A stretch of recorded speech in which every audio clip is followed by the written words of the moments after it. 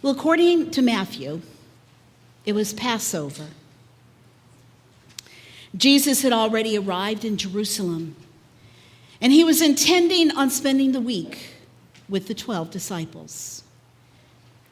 He knew it would be his last Passover, and he was determined to say as much as he could to make them understand in the few days that were left to him.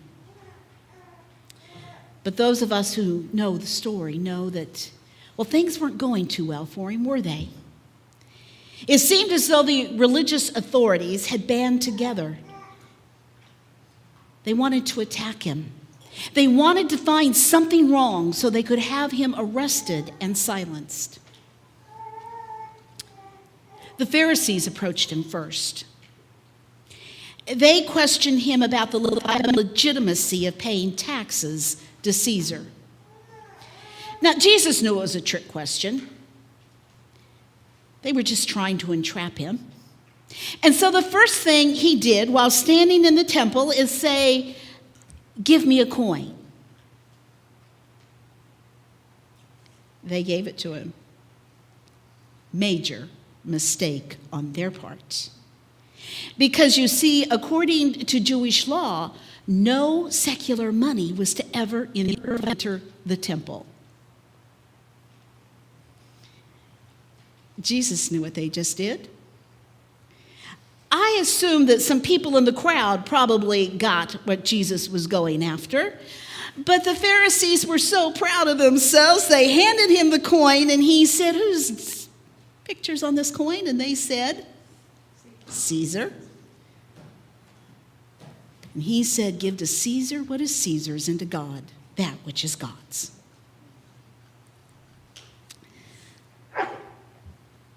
Well, they really couldn't answer. Because by that time, I'm for sure at least one of those Pharisees figured out where they had gone wrong in their little plot. They should never have produced the coin. But the fight wasn't over.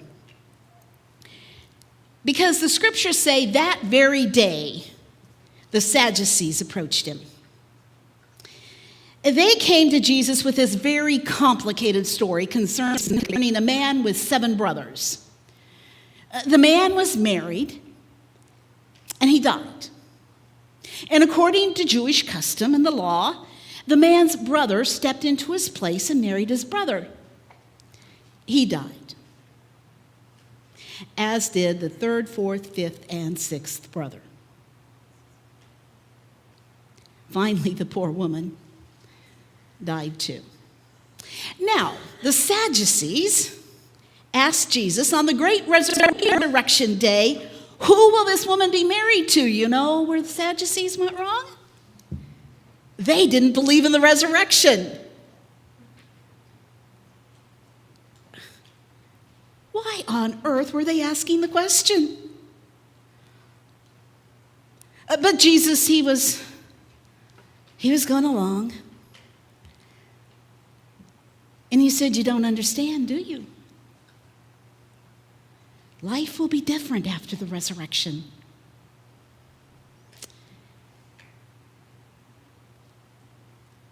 Well, they weren't quite as easily to back away as the Pharisees had been. And so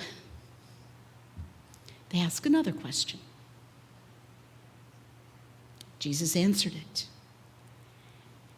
And suddenly they realized there was nothing else they could say. They were left speechless. Jesus had obviously exposed their motives. But when the word got back to the Pharisees that Jesus had outwitted the Sadducees, well, they sent a legal expert to him with what they considered to be 2 impossible questions. Some people never learn, do they? One, they wanted to know what the greatest commandment was. Jesus had already answered that question in previous sermons, so he told them, love the Lord your God and your neighbor as yourself. And then he asked, so who is the Savior? Whose son is he going to be? Now this time, Jesus was just really irritated with all these questions. So he gave them an answer that not only stumped them, but according to Matthew, from that day forward, no one dared to ask him a question about anything.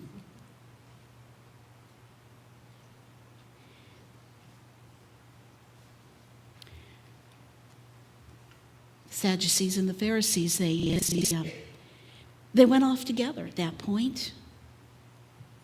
An odd sort of relationship. Because you see, the Pharisees and the Sadducees did not like each other. They refused to have anything to do with each other until that moment when they united in their hatred towards Jesus. Jesus knew what they were going to do. He knew what their motives were. So what did he do as they left him alone with the crowd?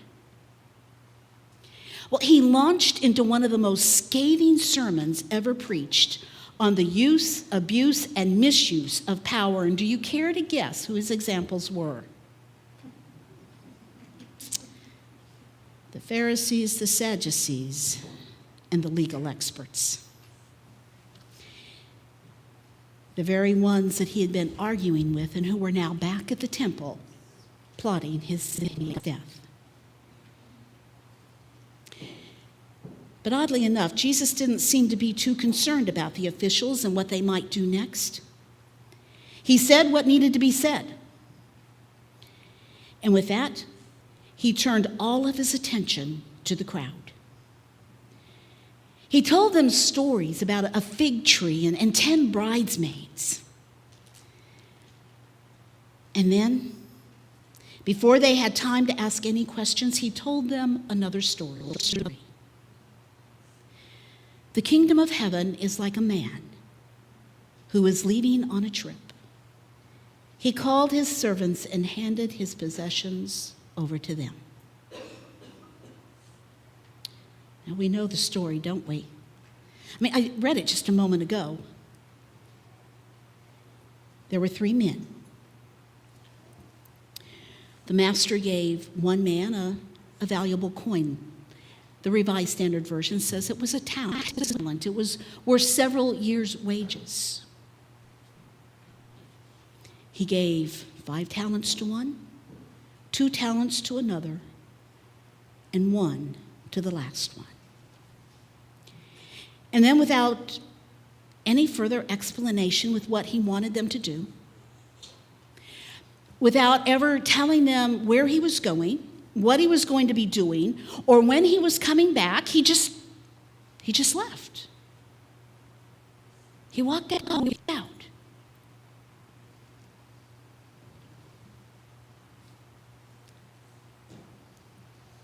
What would you do? That's a tough question, isn't it? Well, upon his return, the master came and he began to demand an accounting.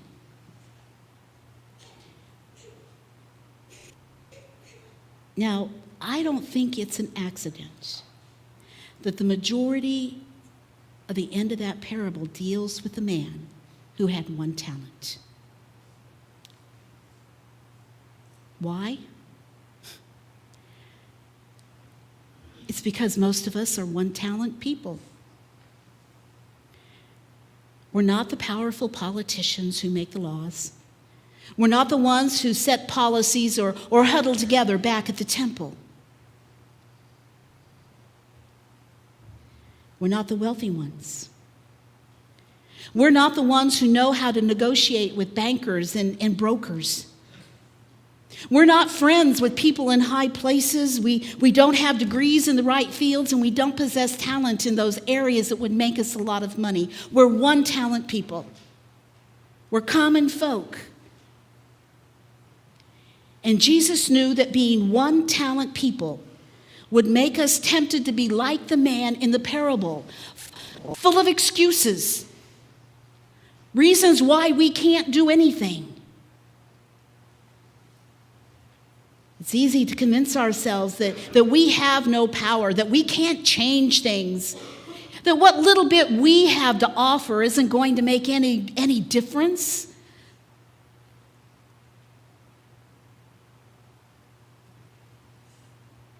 No one's interested in our opinions. So why bother?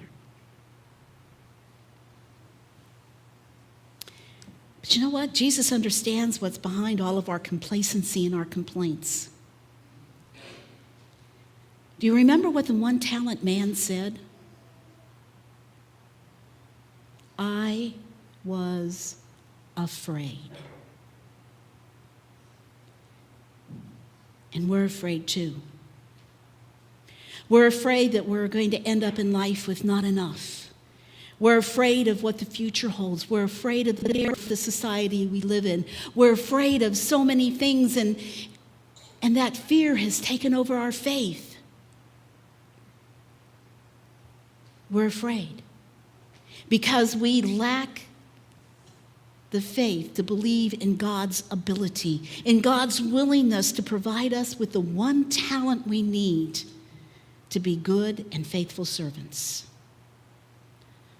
Servants who speak, work, pray, hear, serve, and give in the name of the Lord. The one-talent man in the parable was content with the status quo. It wasn't that he couldn't do anything. He wouldn't. The other two servants were just the opposite. They didn't waste time worrying about what they didn't possess or what the master hadn't told them. They took what they had been given and they went at once to invest it for their master. Now, Christians, who was the master in that parable? It's God. And we're the one-talent people.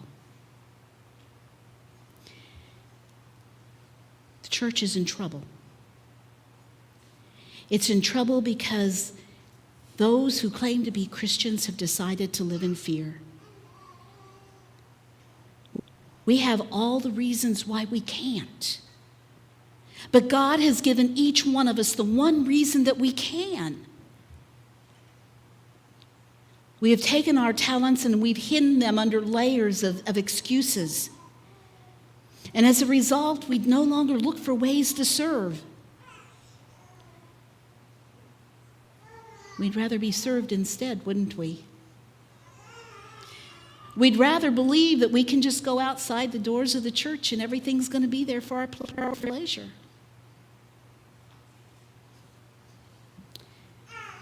In the end, I can guarantee you that God's going to refuse to accept our excuses. God is going to demand an accounting of each one of us. Now, today is the day. Now is the time. And we must decide. God has given each one of us one talent, a gift that is to be used for the building of the kingdom. How will we invest the talents we have? What are we going to give?